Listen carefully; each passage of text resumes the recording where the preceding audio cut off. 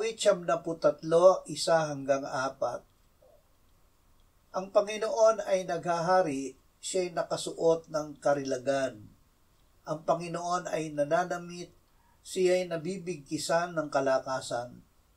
Ang sanlibutan ay kanyang itinatag, hindi ito matitinag.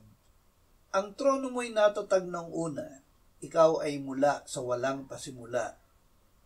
Ang mga baha ay tumaas, O Panginoon, ang mga baha ay nagtaas ng kanilang ugong, ang mga baha ay nagtaas ng kanilang mga alon. Higit na makapangyarihan kaysa sa dagundog ng maraming tubig, kaysa sa malalakas na hampas ng alon sa dagat, ang Panginoon sa itaas ay makapangyarihan. Ang Panginoon ay naghahari. Ang Panginoon ay naghahari magpakailan pa man.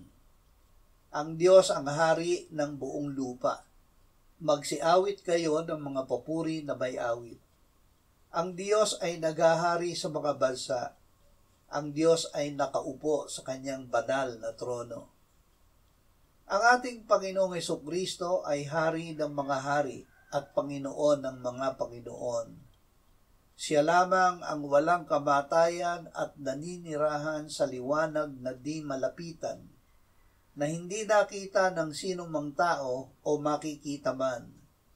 Sumakanya nawa ang karangalan at paghaharing walang hanggan. Amen. Ginapidan ng Panginoong Hesus ang sanlibutan at ang pinuno nito. Ganito ang mangyayari sa pagbabalik ng Panginoong Hesus.